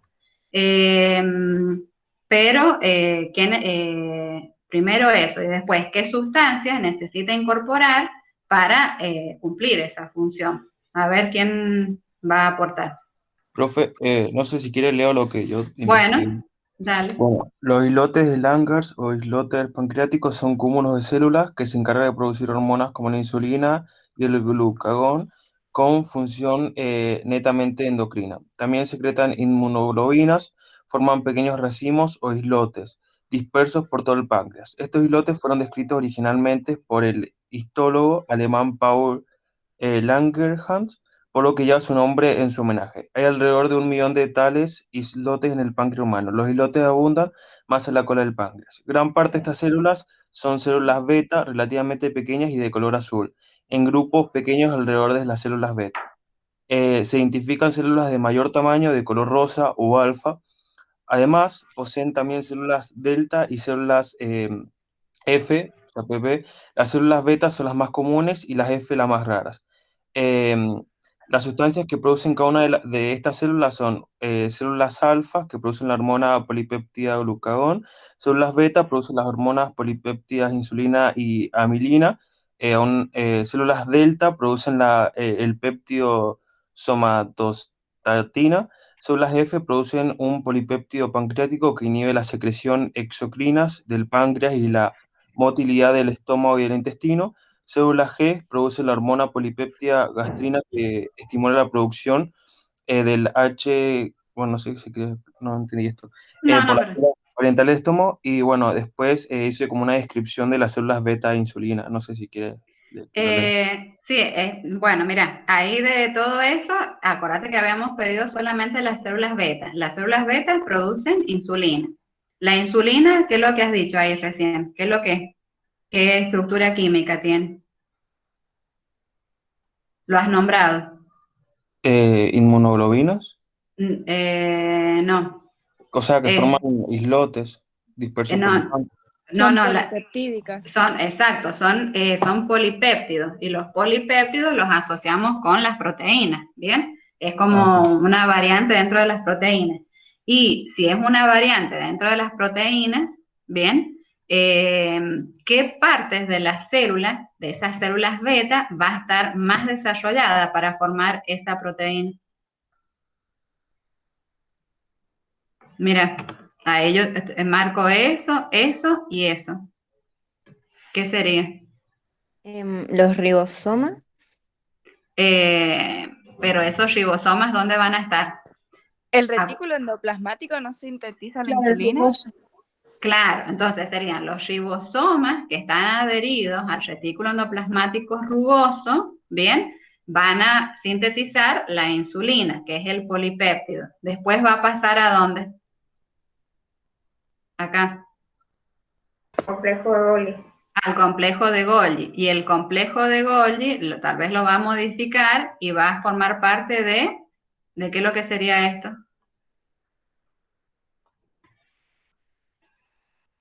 ¿Se va a quedar dentro de la célula o va a salir esa hormona? Salen. Va a salir. Salen. Entonces, si van a salir, esas serían como las vacuolas de secreción. Es decir, todas esas vacuolas en su interior tienen insulina, ¿bien? Entonces van a ser liberadas y esa insulina, es decir, es formada acá en estos islotes del páncreas que producen la insulina de este modo y salen hacia la circulación. Bien, entonces esa insulina empieza a andar por la sangre y después va a permitir que la célula ingrese la glucosa, ¿bien? Es decir, la insulina va a hacer que la glucosa ingrese, ¿bien? Ingrese a la célula y después, bueno, esa glucosa va a ser incorporada por las mitocondrias para liberar ATP, ¿bien? Pero lo que estaríamos viendo principalmente es la relación entre entre ribosomas adheridos al retículo endoplasmático rugoso. Después el complejo de Golgi y las vesículas de secreción que liberan la hormona insulina. Eso era lo que yo quería, esa era la relación que quería que establecieran para volcar las funciones de las partes de la célula. ¿Bien? Bueno, eso sería la parte de la insulina y del páncreas. Después se pedía también las glándulas suprarrenales. A ver qué es lo que han encontrado ahí. ¿Quiere que lea yo, profe? Bueno. ¿Quién? ¿Quién de las dos? No sé quién ha dicho. Es que yo no las veo yo, por eso es que, no sé, ustedes digan los nombres. Ana, entre Fátima y yo. Bueno, ¿leo yo? Bueno, sí, cualquier. Bueno, la corteza suprarrenal o corteza adrenal rodea la circunferencia de la glándula suprarrenal. Su función consiste en regular varios componentes del metabolismo y produce mineralocorticoides y glucocorticoides, que incluyen a aldosterona y cortisol. La corteza suprarrenal también es un lugar secundario de producción de hormonas sexuales tanto femeninas como masculinas.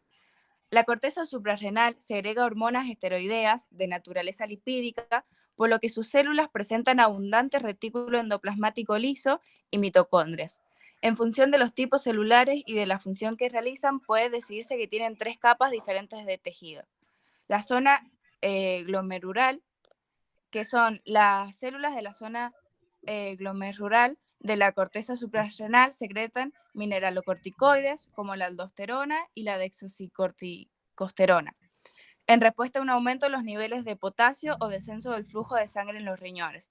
La aldosterona se libera a la sangre y forma parte del sistema renina-angiotensina y actúa en el túbulo contorneado distal de la nefrona del riñón, donde regula la concentración de electrolitos de la sangre, sobre todo de sodio y potasio, aumentando la secreción del potasio y aumentando la reabsorción del sodio. Así pues, la aldosterona contribuye a regular la presión osmótica. Luego tenemos la zona fascicular, que es la capa predominante en la corteza suprarrenal, y sus células se disponen en hileras separadas por tabiques y capilares. Sus células se llaman espongiocitos porque son voluminosas y contienen numerosos gránulos claros, lo que da a la superficie un aspecto de esponja. Estas células segregan glucocorticoides como el cortisol o hidrocortisona, y la cortisona al ser estimulada por la hormona adenocorticotrópica. Luego tenemos la zona reticular, que es la más interna y presenta dispuestas en cordones entrecruzados y anatomosados que segregan esteroides sexuales como estrógenos y andrógenos. Las células de la zona reticular producen una fuente secundaria de andrógenos como testosterona, dihidrotestosterona, androstenediona y DHEA. Sí, eso no interesa tantos nombres. Bueno, estas hormonas aumentan la masa muscular, estimulan el crecimiento celular y ayudan al desarrollo de los caracteres sexuales secundarios. Bien, miren, se los resumo acá con esta imagen. ¿Qué es lo que son las glándulas suprarrenales? Se llaman suprarrenales porque están en la parte superior del riñón, ¿bien? Y tienen como zonas delimitadas, bien, la zona de la cápsula, la zona glomerular, que estaría ahí, la zona fascicular y la zona reticular, bien. A su vez, cada una de esas partes, la glomerular, la fascicular y la reticular, están formadas como por pequeñas glándulas, bien, y esas glándulas a su vez tienen estas células, bien. Entonces lo que se muestra acá es como una imagen ampliada de una de esas células, de esas glándulas, ¿bien? A mí, en realidad, en estos momentos no me interesa que sepan tantos nombres. Seguramente, no sé si lo van a ver el año que viene o no, pero ¿cómo podemos clasificar a las hormonas de las glándulas suprarrenales? En mineralocorticoides, glucocorticoides y producción de andrógenos como testosterona, ¿bien? ¿Por qué? ¿Qué es lo que me interesa que sepan acá? La mayoría son corticoides, ¿bien? Corticoides y andrógenos, testosterona. Ustedes la testosterona es otro tipo de esteroide, ¿bien? Entonces, ¿qué tienen que relacionar? El corticoide es un tipo de lípido, ¿bien? Y si es un tipo de lípido, vamos ahora a la célula. ¿Qué parte de la célula va a formar a ese lípido? ¿Bien? Y entonces, ¿cuáles serían las partes de la célula que están desarrolladas en estas células de las glándulas suprarrenales? A ver, ¿qué les parece? ¿El retículo endoplasmático liso? Bien, ¿y qué más? Y además del liso. Acuérdense que ahí han nombrado recién que, por ejemplo, la aldosterona es producida por las glándulas suprarrenales y actúa a nivel del riñón para que se reabsorba, por ejemplo, sales. Entonces, tiene que salir de la célula, ir a la sangre, y de la sangre, por ejemplo, va a actuar en el riñón. Entonces, para salir, ¿qué necesita para salir? Están paquetados en vesículas. Claro, claro.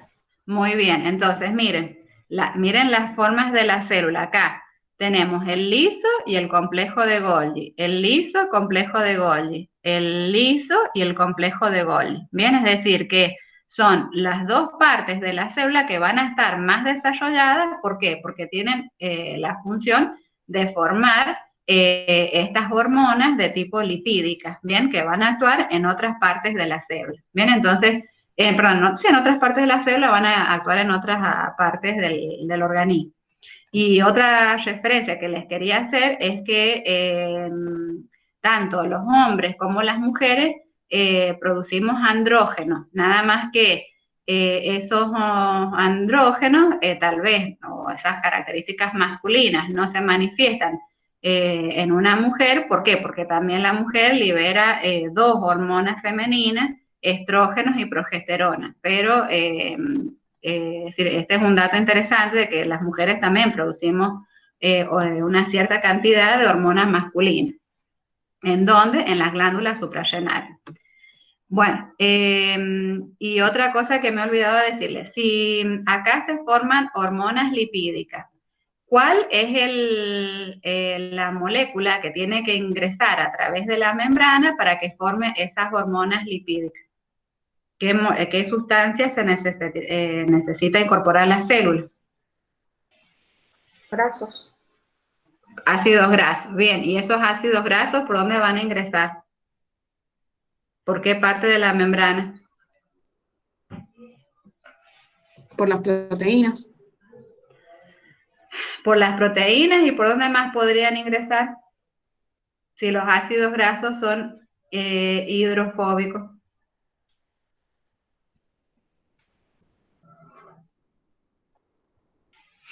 Por la bicapa. Claro, podrían usar la bicapa y también pueden usar algunas proteínas, ¿bien? Pero como son hidrofóbicos, tranquilamente pueden ingresar por la bicapa lipídica.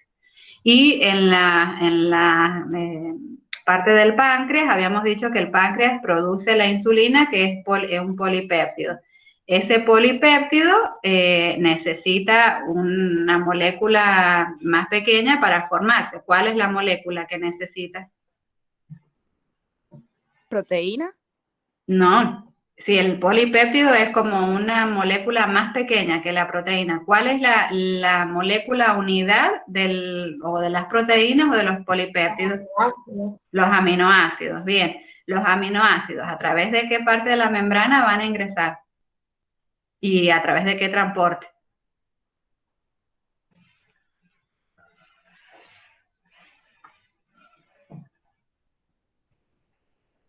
Los aminoácidos pueden ingresar a través de dos tipos de transporte.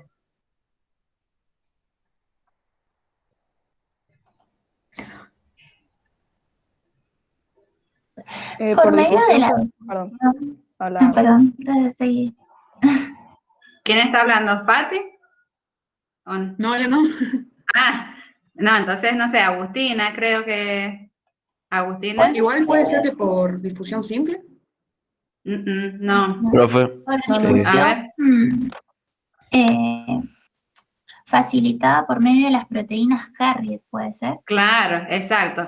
Si es a favor del gradiente, a través de las proteínas carrier, difusión facilitada. Y si es a través de un transporte activo, puede ser también a través de proteínas transportadoras. Es decir, que puede ingresar por difusión facilitada o por transporte activo. ¿Bien? Miren, esta pregunta yo ya la que le estoy haciendo es de relaciones, para que ya vamos relacionando los temas. Bien, así tomo yo las evaluaciones, relacionando. Bueno, el otro, tenían que buscar el macrófago y las células musculares. Vemos ya son las 1:40. ¿Tienen clase ustedes, no es cierto? Sí, profe, tenemos clase de matemáticas ahora. Bueno, me va a quedar entonces macrófagos y células musculares. Les pediría que para el día viernes, que yo pensé que íbamos a ver ahora ósmosis, por lo menos me vean hay 3 links de 3 videos, ¿bien? Que vean los videos y yo les explico acá en clase la ósmosis, lo que es solución isotónica, pero si ven los videos lo van a entender. Pero de todas maneras yo les voy a explicar lo isotónico, hipertónico, todo lo demás. Y hoy les estaría mandando este PowerPoint. Bueno, profe. Nos vemos. Profe, nos vemos. Bueno, chao, hasta luego. Chao.